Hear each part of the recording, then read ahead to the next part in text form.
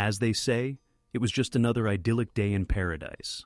On December 7th, 1941, the massive American naval facility at Pearl Harbor, located on the island of Oahu, was just starting to awaken as the sun rose over the Pacific in the pure, cloudless sky east of the Hawaiian Islands. USS Antares, AKS-3, at 6:30 a.m. A steel barge was being towed by a Navy supply ship, with stores weighing almost 11,000 tons as they approached the mouth of the inlet that led into Pearl Harbor. Commander Lawrence C. Grannis, her skipper, was on the Antares Bridge.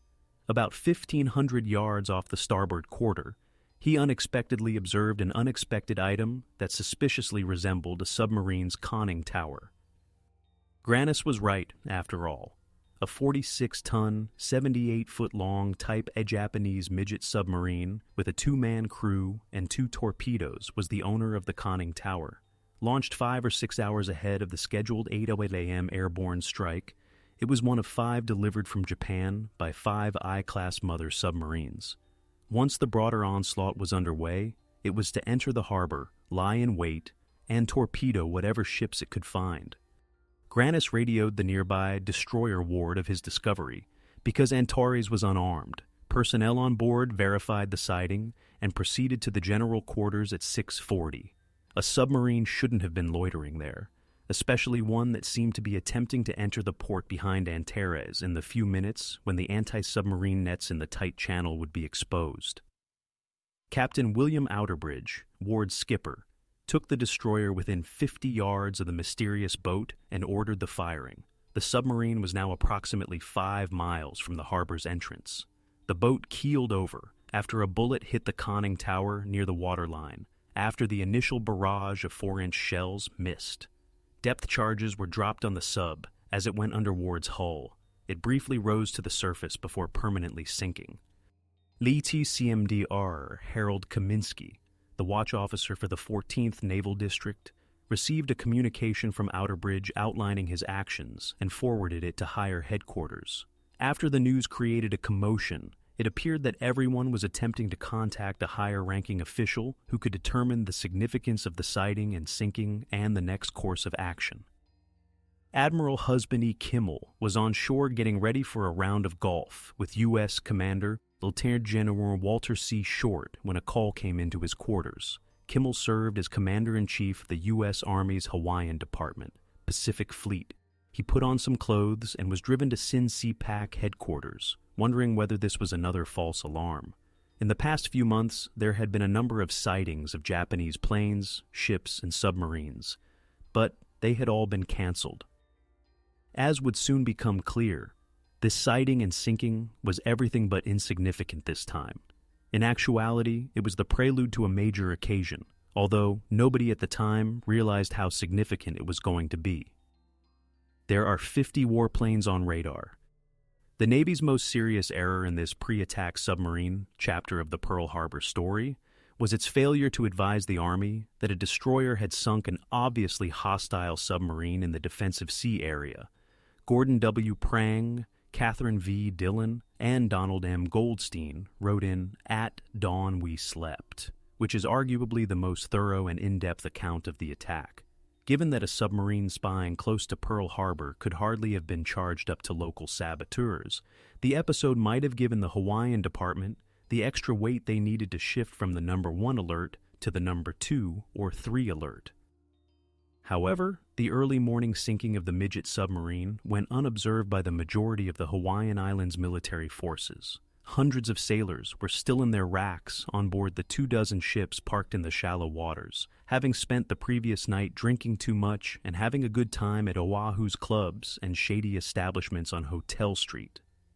The 5 aircraft carriers that typically called Pearl Harbor home were either in port in California or on maneuvers well out to sea, or they had been sent to the Atlantic.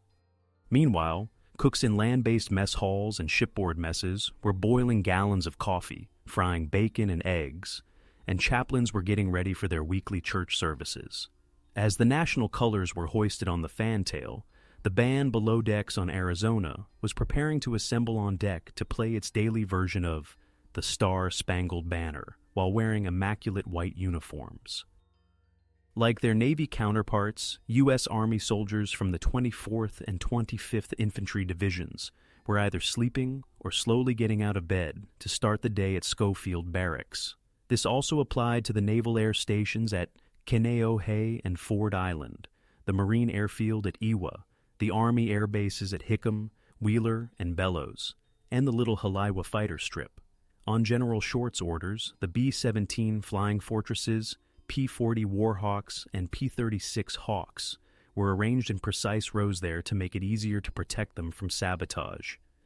Two enlisted men, Privates Joseph Lockhart and George Elliott, were on the verge of shutting down their radar set at Opana Mobile Radar Station at 7 a.m. on the north side of Oahu, atop a peak called Kahuku Point, which is 230 feet above sea level. The two men, who were bleary-eyed, had spent the entire night training with the radar apparatus, which was new to the Army. Lockhart saw something strange just before he flipped the power switch to off, an oscilloscope image showing a lot of planes, more than 50 coming toward the island. He didn't know what it was, and neither did Elliott. Elliott called the Fort Shafter Information Center, where Second Lieutenant Kermit Tyler, the controller's assistant and pursuit officer, was ready to take a break and rest. "There seems to be a large formation of planes headed our way," Elliott replied, without mentioning that he thought there were at least 50 planes. After giving it some thought, Tyler recalled that he had been informed earlier that a dozen B-17s from California would be landing on Oahu that morning. Tyler figured those had to be the bombers. He told Elliott, "Well, don't worry about it," and walked out of the facility without telling anyone else. Lockhart and Elliott turned off the radar set and prepared to leave, deciding that the officer knew more than they did. It was 7:20. The spearhead of Operation Zed, the long aerial train of airplanes that had been unleashed from a flotilla of carriers, was encroaching on its unwary target 100 miles north of Oahu. Growing hostilities between Japan and the United States.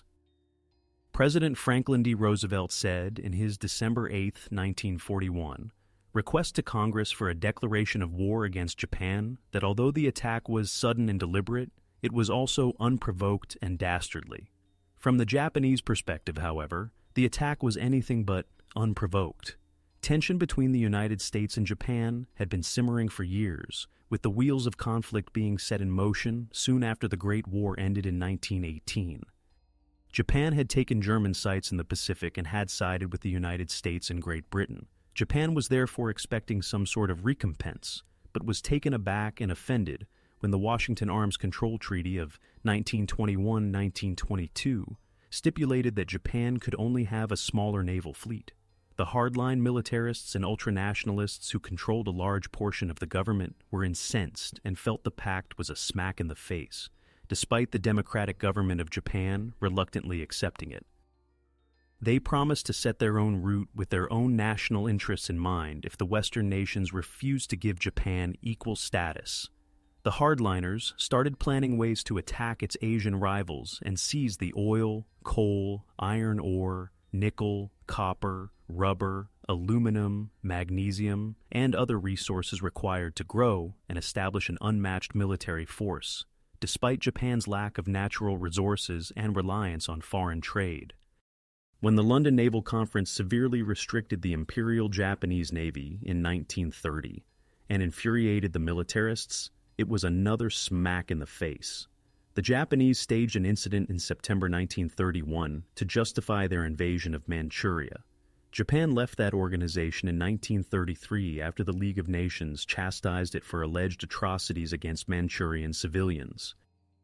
After Japanese and Chinese troops engaged in gunfire at Shanghai's Marco Polo Bridge in 1937, Japan, whose puppet regime was now largely controlled by the militarists, launched a full-scale invasion of China, which the United States backed under Chiang Kai-shek, a nationalist leader. A confrontation with the United States, which had chosen to impose economic sanctions against Japan for her aggressive behavior, was set in motion 3 years later when Japan invaded French Indochina in order to seize the oil resources there, and then signed the Tripartite Pact with Nazi Germany and Fascist Italy, forming the so-called Axis. The Pearl Harbor Blueprint.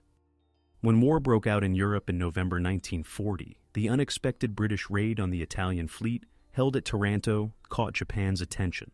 3 of the Royal Italian Navy's contemporary battleships were sunk or severely damaged by the British biplanes, operating from carriers, despite the fact that they were outdated, while only 2 planes were lost.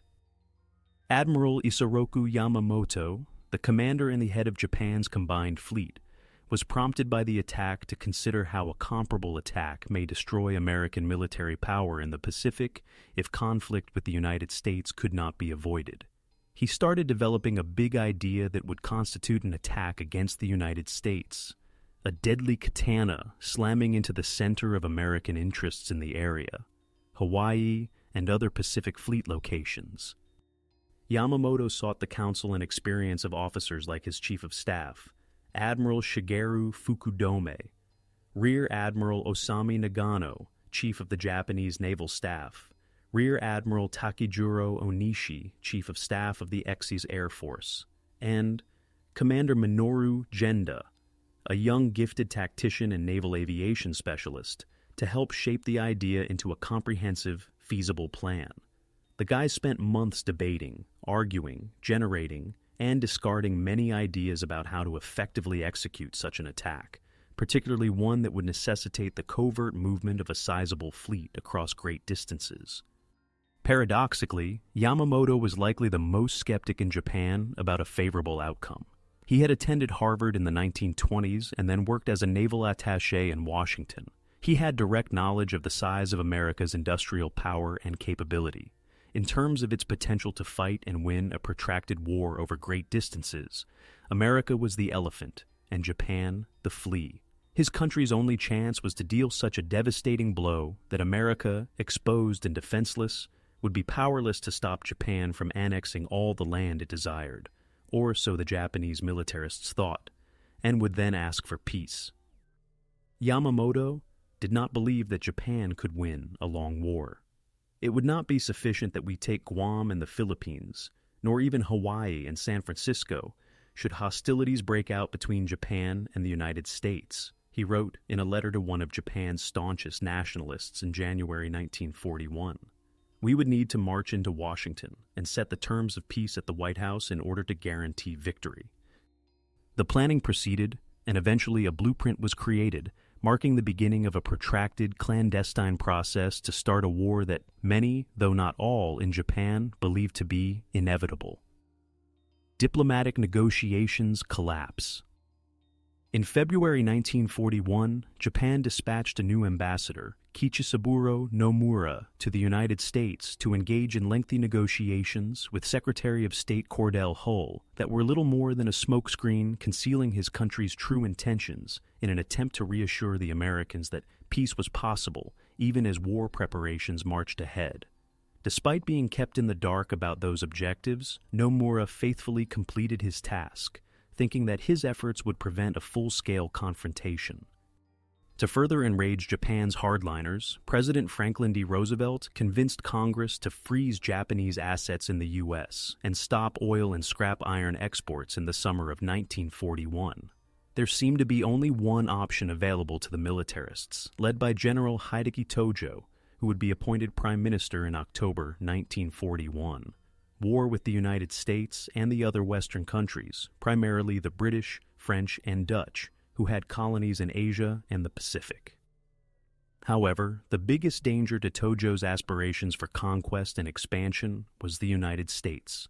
Unless diplomatic efforts led to the United States reversing its hostile attitude toward Japan, Japan's military leaders would need to take the initiative and deal a blow from which America would be hard-pressed to recover in order to neutralize American power and influence in the region. It would be a huge undertaking, with no guarantee of success and a great deal of sacrifice and work required. Tojo contended that Japan, which he and his supporters believed to be morally and racially superior to other cultures, would steal the resources it needed if it were not permitted to trade freely with the West. It goes without saying that when survival is threatened, it leads to unfortunate wars between nations and struggles between peoples, Tojo said. Getting Yamamoto's plans ready. Tojo drew closer and closer to launching a preemptive strike, since diplomatic failure was all but inevitable.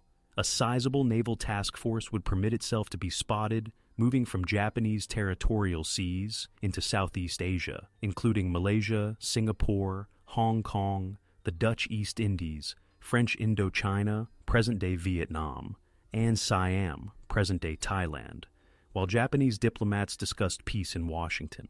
Thus, another task force would covertly march north and east, aiming for Hawaii, while Western eyes were focused on this movement, and possibly even committing assets there to fight any confrontations. The Philippines, then an American colony, would be the target of a third force. American ships, airfields, warplanes, and military sites would be wiped out in swift and brutal attacks. Despite his internal difficulties and doubts about what he saw coming, Yamamoto believed that, as the commander-in-chief of the combined fleet, he had a duty to follow instructions, regardless of how foolish they were. He started searching for methods that Japan may harm the United States the most, with the least amount of hardship in January 1941. The tactical idea developed gradually. In an effort to evade any air or sea patrols, a force of 6 aircraft carriers would race through the northern Pacific's sometimes turbulent waters. Dawn strikes had traditionally been the cornerstone of military operations, and on Sundays, around 200 miles north of Hawaii, the carriers would launch a combined aerial armada of fighters, bombers, and torpedo planes before dawn to catch the Americans at their weakest. Each wave of invaders would arrive with a distinct goal. Fleet submarines would wait close to Oahu to sink any American ship seen arriving or departing, while midget subs would cause more damage. In a matter of hours, the attackers would safely return to their carriers, which would then slip away as covertly as they had arrived, safe from counterattack. With a divine grant of luck, the American fleet would be crippled, American air power destroyed, and American morale crushed. Pilots started preparing for their covert mission when Yamamoto's proposal was finally authorized by the Naval General Staff. The Japanese adapted aerial torpedoes to operate in Pearl Harbor's shallow waters, just as the British had done prior to Taranto. Hawaii's spies provided Japan with constant updates on the ships in harbor and their berth locations. The people were also being chosen and briefed on the ultra-secret operation, while the physical assets were being gathered at naval bases throughout Japan. The air officer in charge of the aerial assault was designated as Commander Minoru Genda. The first wave would be led to the objective by his friend Lieutenant CMDR Mitsuo Fuchida, who was assigned to command the first air fleet. Only the best pilots in Japan would be selected to participate. The air crews began an unrelenting period of training and exercises at Kagoshima Bay in southern Kyushu, which was strikingly similar to Pearl Harbor. The pilots of the torpedo bomber practiced constantly, using specially adapted aerial torpedoes that would not lodge themselves in the bottom mud of shallow Pearl Harbor. To hone their aim, the high-level bombers and dive bombers also dropped hundreds of dummy bombs. The Japanese carrier pilots were unquestionably the world's most skilled aviators after months of rigorous training. Cracking the Japanese code. The Japanese were unaware that, in August 1940, following 18 months of trial and error, American cryptanalysts had finally cracked Japan's incredibly challenging J-19 diplomatic code, known as Purple, using a protocol codenamed Magic. Meanwhile, a flurry of messages were flying back and forth between Hawaii and Washington, D.C. Despite this development, the Americans were still unable to crack the codes for Japan's Army and Navy, and many Purple messages were difficult to understand. For instance, the WINS messages, which describe different scenarios for going to war with the US, the UK, or the USSR, were too complex to make much sense. The Combat Intelligence Unit, led by Commodore John Rochefort, and operating in the basement of the 14th Naval District Administration Building at Pearl Harbor, finally cracked the Japanese naval code, known as JN-25 by the American cryptanalysts, in January 1942 after years of effort and with the help of a crude IBM ECM Mark III computer. Commanders in Hawaii frequently regarded what they believed to be alerts and warnings of potential imminent hostile action by the Japanese as being ambiguous and inconclusive, full of unhelpful contradictions and unsupported conclusions. The The War Department and Navy Department personnel would send updates to Hawaii whenever a new diplomatic message was received, translated, and interpreted. It was understandable that General Short spent more time trying to stop the local Japanese populace from sabotaging the island's military installations than getting ready to fight off a full-scale aircraft attack. Hawaii's Army and Navy were stumbling at every chance to prepare for the impending surprise attack, while Washington appeared to think its warnings to Hawaii were sufficiently obvious. Operation Zed commences. Diplomatic talks were coming to a crucial juncture in the U.S. capital, while the Imperial Japanese Navy's Operation ZI strike force, the Kido Butai, awaited orders to set sail. Japan had dispatched a hardline special envoy, Saburo Kurusu, to Washington in early November to help mild-mannered Ambassador Nomura with the negotiations. By November 25th, the two diplomats were to make sure that an agreement was made, mainly to persuade the United States to stop blocking Japanese assets and to rescind its demands that Japanese forces withdraw from China. Nomura and Kurusu were unaware that Japan would order the continuation of Operation Zeld if the agreement was not reached by that time. Later, the deadline was moved to November 29th. Negotiations seemed to be coming to an end when the United States declined to deal the cards that the Japanese had presented to them. Orders were given to Kido Butai's commander, Admiral Chuichi Nagumo, to implement the plan. As anticipated, the Western countries saw and closely monitored Japan's naval force as it headed into Southeast Asia. Under Admiral Nagumo's command, the Kido Butai, which included 6 aircraft carriers, 2 battleships, 2 heavy cruisers, 1 light cruiser, 9 destroyers, and a number of oilers, sailed northward from Tankin Bay and the Kuriles without being noticed at the end of November. The ship's destination was Kwajalein, followed by the Aleutians. The Japanese armada was discovered on December 5, 1941, by the Soviet cargo Uritsky, which was sailing from San Francisco to Vladivostok. The Soviets, possibly aware of Japan's plans, had warned the Japanese beforehand that the Uritsky would be in the region, so it might have sounded an alarm, but said nothing. For their part, the Japanese had threatened to sink any foreign ship they came across. In response, the Soviets threatened to wage war on Japan if the cargo carrying Lend-Lease goods was shot upon. However, the Russians pledged not to notify anybody about the sightings of a Japanese battle fleet in northern Pacific waters, provided they were given safe passage.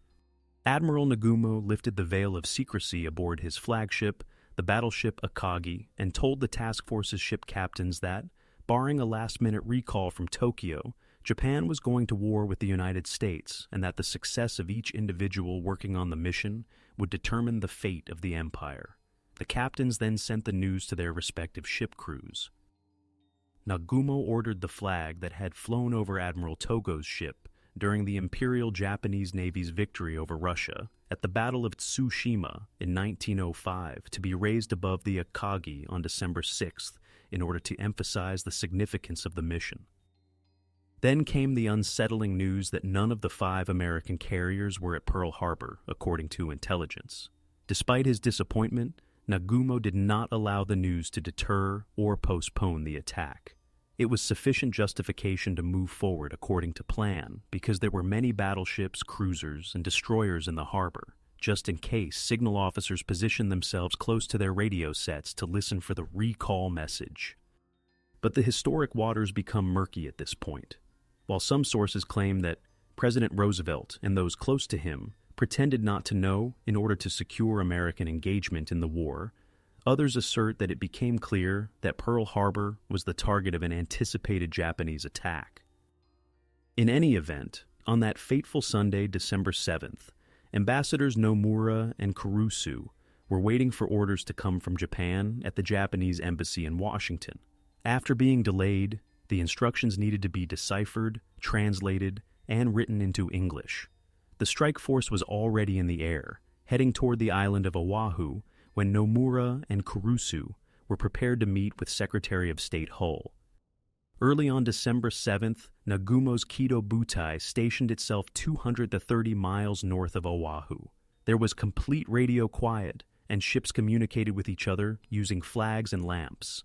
After that, The launch preparations were completed. The aircraft were fueled and supplied with ammo for machine guns, bombs, and torpedoes. On the decks of the carriers, pilots sadly bid farewell to their crews and to one another. In addition to wishing the pilots well on their voyage, the mechanics and armorers gave them hachimaki, which are traditional white headbands adorned with the crimson rising sun sign and motivational sayings in kanji characters. Tora, Tora, Tora. Just before dawn, the strike force was launched, with 43 Mitsubishi A6M2 Zero fighters taking off to cover the fleet, while the remaining initial wave of bombers, which included 51 Aichi D3A2 Val dive bombers and 89 Nakajima B5N2 Kate-level bombers, took off and gathered in midair. The carrier's crews hurried to use elevators to carry the second wave up to the flight decks after the first wave was launched.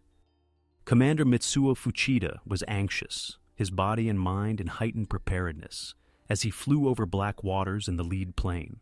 Were the Americans aware of his and his men's approach? As they got closer to Oahu, would they run into a wall of American planes? Would the ship crews at Pearl Harbor be vigilant and prepared to shoot anti-aircraft weapons into the air? Since it would determine which of Genda's attack patterns would be used, he needed to know, but he didn't. Fuchida would shoot one Black Dragon flare to signal that the torpedo bombers were to lead the attack if surprise was achieved. He would fire two lights to signal that surprise had been lost, and that the fighters were to enter first if the Americans were on the lookout. The signals were messed up somehow. Fuchida fired another flare for the fighters' advantage as he got closer to Oahu, thinking they had missed the previous one flare signal. However, after seeing the first flare and then the second, the pilots of the torpedo bombers assumed that the surprise had been lost and retreated in formation. Ultimately, the signal confusion had little effect.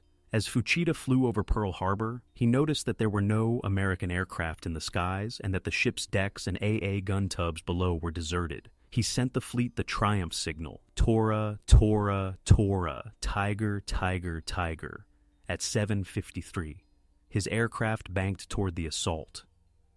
The battleship Oklahoma's captain, Captain Howard D. Bode, had left the ship for Liberty just minutes earlier and was being transported to shore by a launch. Captain Jesse L. Kenworthy, Jr. had been left in command while he was away. Rear Admiral William R. Furlong, whose quarters were on the old mine layer Oglala, berthed at 1010 dock across the channel from the southeast side of Ford Island, was among the first Americans to learn of the attack. When he saw the first planes fly, he thought they were American and cursed the pilot for being too reckless to let an unguarded bomb drop from his undercarriage and detonate on the island. Furlong noticed the red ball symbol on the fuselage of the aircraft a little while later. He gave the order for all ships at Pearl to depart after sounding the attack alarm. It was too late for most. Pearl Harbor's first bombs. The Naval Air Station at Ford Island was the first to feel the bombs. The airfields at Hickam, Wheeler, Bellows, Ewa, and Kaneohe followed. Genda was aware that his pilots would have unrestricted access to the ships anchored in the harbor, and would only have to worry about the AA fire if the first wave of attacks could destroy the American planes before they could take off. The author of Pearl Harbor, H.P. There were 394 aircraft on Oahu at the time of the attack, with 139 Army and 157 Navy aircraft in operation, Wilmot reported. Only 88 of them were combatants, but only a small number of them were able to attempt to fly into battle on equal terms due to the assault's ferocity and savagery. Nearly all of the American pilots' attempts to maneuver their aircraft and get airborne to fight the Japanese formations were unsuccessful. All 33 of the Kaneohe Naval Air Station's aircraft were destroyed on the ground as a result of the severe damage. Of the 49 aircraft based at Ewa, west of Pearl Harbor's entrance, 33 were destroyed or rendered inoperable. Within minutes, 77 aircraft were brought down at Wheeler, Hickam, and Bellows Army airfields. Although some estimates are even higher, 164 American aircraft had been lost, and another 129 damaged by the time the raids on the airfields ended. A small group of American pilots from the 47th Pursuit Squadron drove rapidly in two vehicles from Wheeler Field. dodged strafing gunfire along the way, leaped into their P-40s, and took off from Halaiwa Fighter Strip, northwest of Honolulu near Kaiaka Bay. Kenneth Taylor and 3 other pilots shot down 3 more Japanese aircraft, while Second Lieutenant George Welch claimed 4 triumphs. According to some sources, Army pilots shot down as many as 12 planes. Welch and Taylor would both get the Distinguished Service Cross. Other aircraft targeted Schofield Barracks as the airfields were being struck, bombing and strafing the facility as American soldiers frantically searched for guns and ammo to defend themselves. The ships, many of which were arranged like fat sitting ducks along Battleship Row on the southeast side of Ford Island, were the target of Fuchida's high-altitude bombers, torpedo planes, and dive bombers at this time. However, Utah, an obsolete battleship that had been planked over and transformed into a gunnery training ship, was the first ship to be assaulted. It was anchored at F-11 on the other side of Ford Island. She was viewed by the Japanese pilots as an aircraft carrier, and she and the cruiser Raleigh soon found themselves at the center of the attack. Utah capsized almost instantly after the opposing pilots put 2 torpedoes at her. At least 54 guys were slain in the attack and are still buried inside her. The torpedo planes came in low and launched their fish at Battleship Row. Lieutenant Murata Shigeharu hit West Virginia at 7:57, while Lieutenant Junichi Goto, in command of a second column of torpedo planes, targeted adjacent Oklahoma, which was anchored at F5 inboard of Maryland. He hit home with another pilot. Additional attacks ensued, and soon Oklahoma was on fire and in terrible shape. Around frame 65, at Etowah, a torpedo pierced the hull amidships, rocking the entire ship with a massive belch of flame. There was complete chaos on board Oklahoma. There were sailors everywhere, some diving overboard, some racing to get to their fighting stations, and yet others trying to get below to avoid flying ordnance and scorching fuel oil. It was too late when Kenworthy ordered the ship to abandon. Over 400 sailors were trapped inside the ship as it swiftly keeled over. Alarms were ringing across the harbor as the Japanese planes kept swooping in and dropping more bombs and torpedoes. Bursts of adrenaline immediately galvanized men who were barely awake and in various states of undressing. They ran for their guns, retrieved the machine gun and anti-aircraft ammo, loaded it rapidly, and peppered the sky, which was now crowded with enemy planes. One pilot targeted Pennsylvania, which was moored in dry dock, while slicing low across Ford Island. However, he changed course toward the neighboring Oglala after realizing that the mooring slip might obstruct his missile's path. His aerial torpedo traveled too far, slipped beneath the hull of the Oglala, and struck the light cruiser Helena, tying her up inboard. Both ships were destroyed by the explosions that followed.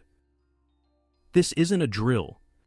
A breathless courier hurried into Commander Vincent Murphy's office with a report on the obvious during this time. "Sir, there's a message from the signal tower saying the Japanese are attacking Pearl Harbor, and this is no drill."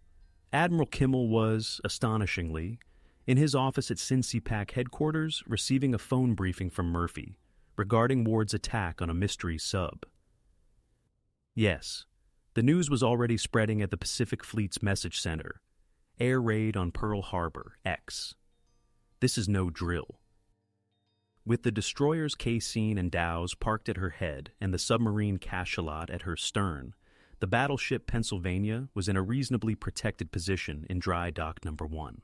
The destroyer Shaw was 3 spaces distant in another dry dock.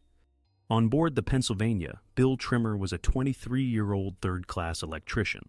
On the morning of December 7th, at approximately 7:50 a.m., he descended to his duty station's electrical shop on the third deck for muster. He claimed that he had just entered the shop when the PA system began to play the announcement, "General Quarters, Air Defense, and this is no drill."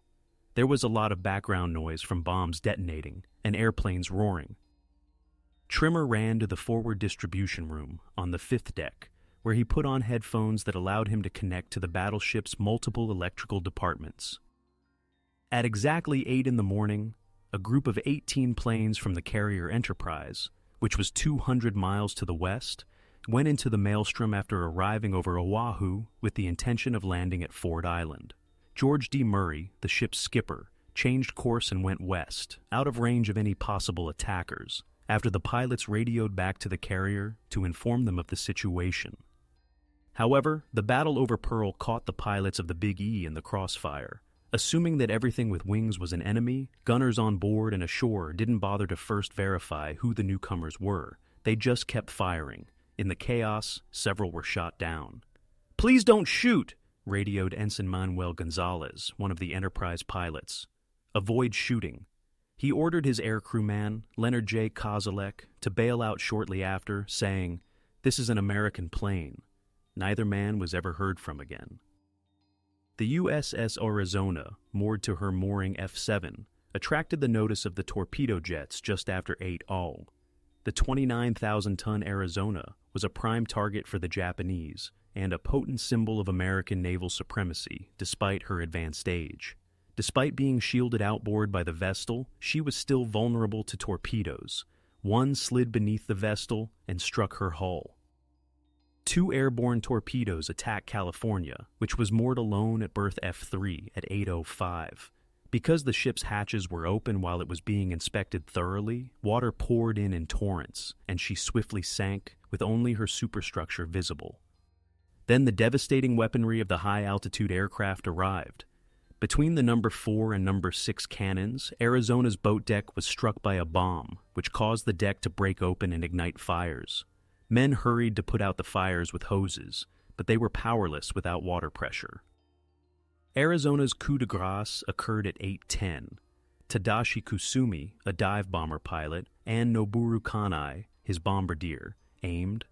Their single-type 99 bomb detonated in the forward magazines containing ammunition for the 14-inch guns, close to the number 2 turret. Debris and fragments of sailors were thrown hundreds of feet into the air when the ancient ship suddenly exploded in a horrible fireball and shockwave. Her skipper, Captain Franklin Van Valkenburg, and Rear Admiral Isaac Kidd, who had been on the bridge, as well as 1,177 members of her crew and Marine detachment, vanished in an instant. The severely damaged Vastal was swiftly pulled out of danger as burning oil erupted from her. Additionally, 2 bombs were discovered at F6 that caused West Virginia and Tennessee to sink. Mervyn Benion, her captain, was disemboweled by a spinning fragment of jagged debris from the exploding Tennessee that flew through the air and into the West Virginia bridge. Doris Dory Miller, an African-American cook on board, attempted to assist his dying captain after carrying injured sailors to safety. When it didn't work, he hurried to a .50 caliber machine gun and fired until he was told to leave the ship. Miller received the Navy Cross for his valor. As he circled over the destruction, Commander Fuchida remembered, by 8 there were no enemy planes in the air. Others made their runs, some attempting up to 3 before they succeeded, while my group circled for another try. In Battleship Row, the Arizona, there was a massive explosion just as we were ready to begin our second bombing run. Up to 3,000 feet, a massive column of dark crimson smoke ascended. It has to have been a ship's powder magazine blowing up. Even miles away in my plane, I felt the jolt. Fire targeting the Nevada. The shock would soon be felt in distant Washington, D.C. In the early afternoon, Secretary of the Navy Frank Knox called President Franklin D. Roosevelt as he and advisor Harry Hopkins were in their White House study. "Mr.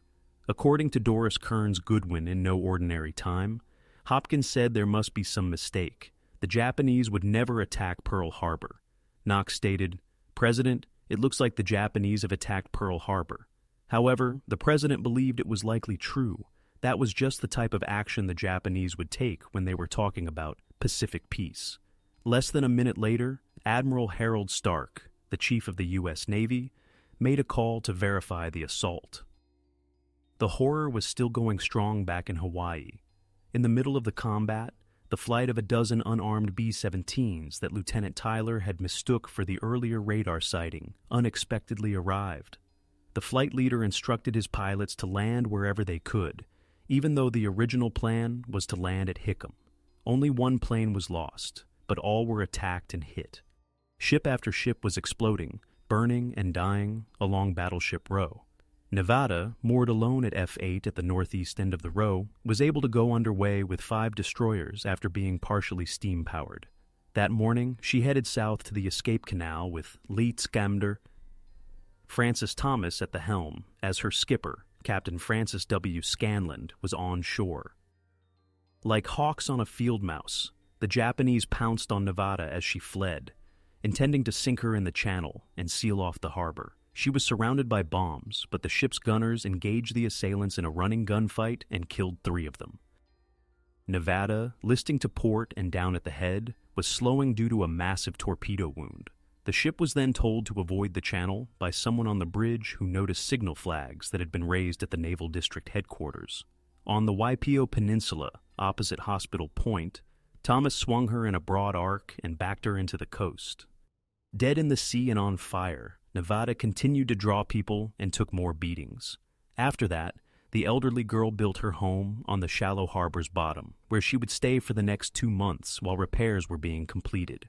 In June 1944, she would return to the battlefield to support the Allied landings in Normandy. On December 7th, 50 officers and men out of her almost 1,500-person crew perished on board, while 109 others were injured. The first ship to leave that morning, the destroyer Helm, arrived at the harbor entrance at 8:17 and came into contact with another midget sub outside. Despite the loss of communication, Helm reported her sighting to the fleet. When the destroyers Breese and Monahan, the seaplane tender Curtis, and the repair ship Medusa spotted another submarine at 8:30, they launched an assault and used depth charges and deck gun fire to sink it. Pennsylvania's Bill Trimmer. The severity of the Japanese attack was increasing. Over smoke-shrouded Pearl Harbor, the second echelon, a flight of high-level horizontal bombers from the carriers Shokuku and Zuikaku, led by Lieutenant Tatsuo Ichihara and the Hiskan MDR Shigekazu Shimazaki, landed at 8:40 a.m. Despite the haze, their bombardiers' aim was accurate, and they caused significant damage in their mission to bomb the hangars and other permanent installations at Hickam Field and other locations. The Naval Hospital was not exempt either. Then, on her main deck, a bomb struck Curtis, killing 20 people and injuring 58 more. However, she was still engaged in combat when her gunners focused on another aircraft that struck one of her large topside cranes, exploded, and only slightly damaged the ship. Additionally, the Kate dive bombers continued their lethal mission, dropping their 250-pound eggs on the ships that appeared to be the least damaged whenever the pilots could see their targets through the dense, swirling smoke. The bombers had to fly through a heavy storm of lead and steel being thrown up at them as the Americans began to pound the air with ordnance of all kinds. 3 of the assailants were killed by gunners on the ships Maryland and Helena, while additional scores were scored by those on other ships. Enemy anti-aircraft fire started to focus on us, Fuchida reported. Puffs of dark gray exploded everywhere. Although terrestrial batteries were also operational, the majority came from the ship's batteries. Chaos and casualties kept piling up across the harbor. The Pennsylvania dry dock was hit by dive bombers at around 9 o'clock. A bomb blew our power lines in 2, recalled Bill Trimmer, who was on board the immobile warship. Every machine stopped operating, and all of the lights went out, until we switched on our combat lanterns, big battery-operated lights. It was completely dark. Then our emergency lights, which were powered by batteries, turned on. Despite their extreme dimness, they were superior to the combat lights. Over the headphones, I could hear a variety of reports, including, "There goes the Kaysen, the Downs, the Oklahoma, the California, and the West Virginia. I am reporting all of this to our chief, Morehouse." When one of the men asked Chief Morehouse, quite honestly, if he thought this would make the papers back in the States, there was a little comedy down there. "Well, I suppose so," the chief responded. Around this time, I heard a huge boom coming from starboard aft and felt the ship tremble. A 500-pound bomb had struck us, penetrating 2.5 decks before detonating. Morehouse gave Trimmer permission to walk topside and take a look around. Trimmer arrived amid scenes of complete destruction during the brief interval between waves of attack. Smashed in a blaze, the destroyers Downs and Cassine lay in the same dry dock as Pennsylvania. There was a carpet of floating detritus in the water, both within and outside the dry dock. Ships of all kinds were drowning, capsizing, listing, and burning. Both young and old sailors were in the water, swimming for their lives, some burned, others injured. I was feeling so helpless knowing that I couldn't reach them. If I jumped in to help, I would just end up becoming another victim, Trimmer said. In order to put out the fires and get ready for the impending follow-up attack, other sailors worked feverishly everywhere. Trimmer was correct. He flopped face down on the 6-foot-wide starboard catwalk, looking to where our gunners were shooting at a Japanese torpedo plane, while Pennsylvania's anti-aircraft guns opened up on the following wave of rushing planes. The pilot's flight was low and very slow.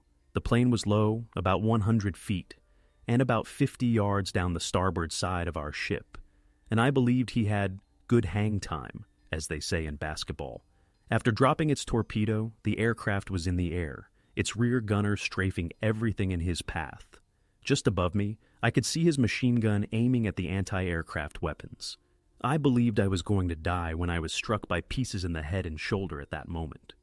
After discovering that his injuries were not as severe as he had initially thought, Trimmer hurried to the ship's stern and saw horrifying sights. I went to assist others after spotting a hit child lying there and dragging him up beneath number 3's turret. They were carrying out the dead and injured, so I went down to the afterdeck after leaving the boat deck.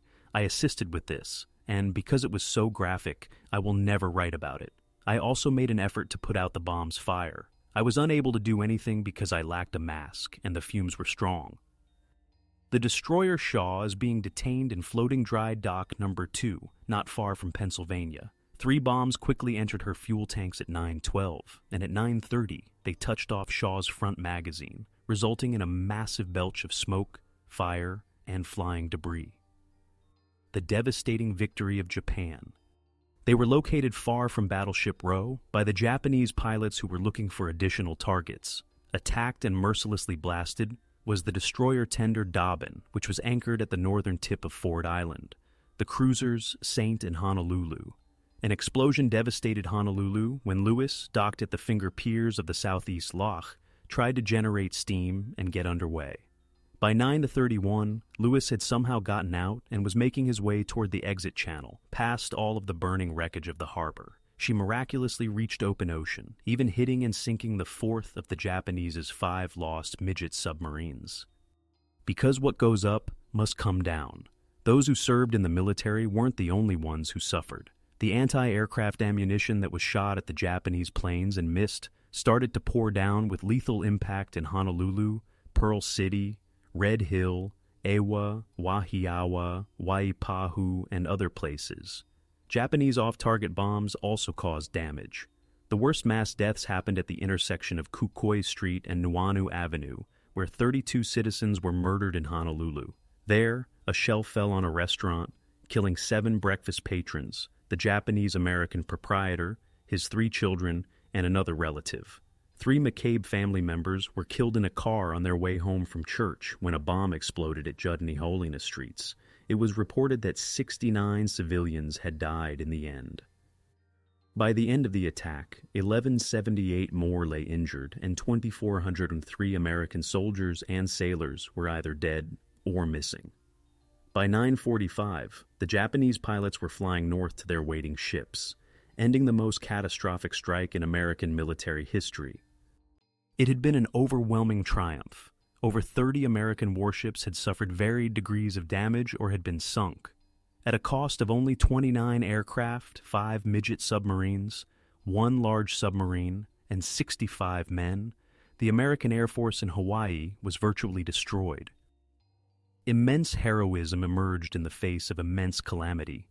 15 men would go on to receive the Medal of Honor for their actions on December 7, 1941, making that day's total unique in the history of America's highest military decoration. Rear Admiral Isaac C. Kidd, USS Arizona, posthumous. Captain Mervyn S. Bennion, West Virginia, posthumous. Captain Samuel G. Fuqua, Arizona. Captain Franklin Van Falkenberg, Arizona, posthumous. Commander Casson Young, Vestal. Lieutenant John W. Finn, Kaneohe Naval Air Station. Lieutenant Jackson Ferris, California. Ensign Francis C. Flaherty, Oklahoma, posthumous. Ensign Herbert C. Jones, California, posthumous. Chief Boatswain Edwin J. Hill, Nevada, posthumous. Machinist Mate Robert R. Scott, California, posthumous. Chief Water Tender Peter Tomich, Utah, posthumous. And Seaman James Ward, Oklahoma, posthumous. The Japanese pilots were full of energy and raring to return for another strike as they landed back on the decks of their carriers. Admiral Negumo answered no, although there were still many targets to bomb, particularly the fuel farms, submarine pens, and shore infrastructure, not to mention the American carriers that were not present. Before the Americans could find it, the task force had to return to Japan. If the United States did not surrender, the carriers and other ships would be required for additional operations. Many members of Genda's air staff were incredulous and attempted, without success, to persuade the admiral to reconsider. Kido Butai would go straight back to Japan.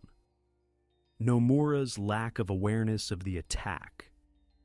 By the time he and Special Envoy Kurusu were escorted into Hull's office at 2:40 p.m. in Washington, Ambassador Nomura was unaware of all of this. They were carrying the long-delayed translation of the last section of Japan's message, which stated that war was likely to follow due to America's intransigence, and that Japan was ending diplomatic efforts to reach a consensus. Hull had already read the message because of the magic intercepts. Nomura and Kurusu were not given chairs when they arrived at Hull's office. Rather, blazing with an almost uncontrollable rage, Hull informed them, "I must mention that in all of my conversations with you over the past 9 months, I have never said a single word of falsehood. The record unequivocally supports this. I have worked in public service for 50 years, and I have never seen a paper so full of infamous lies and distortions. Falsehoods and distortions so massive that I never thought any government on the earth could possibly be able to say them until today." Then Hull dismissed the Japanese delegates, nodding his head toward the door.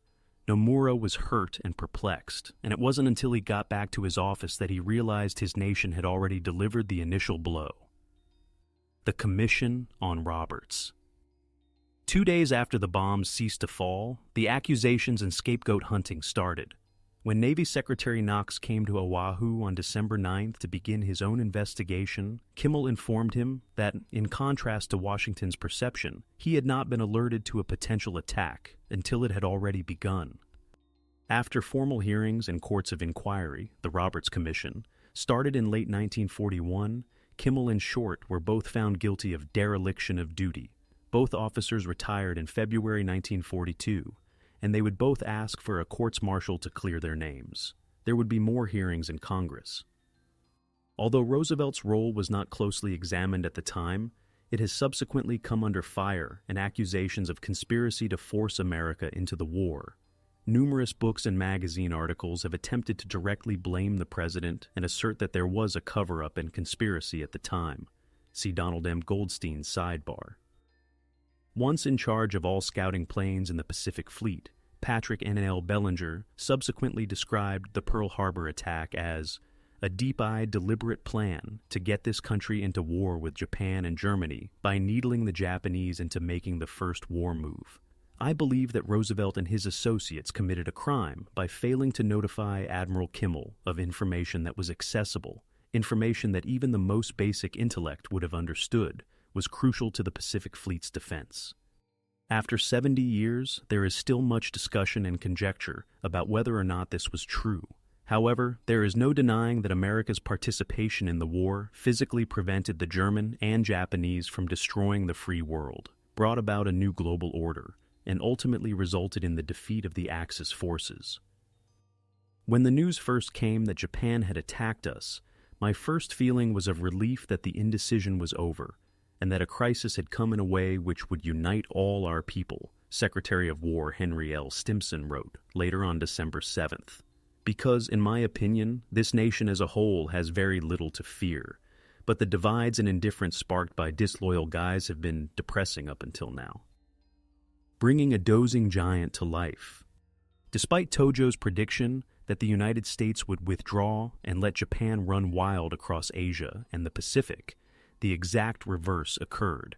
While millions of enraged Americans flocked to recruiting offices to get ready for a death-defying battle with the nation's enemies, America and the American industrial machine, idled by the Great Depression, started producing military goods at an unprecedented rate.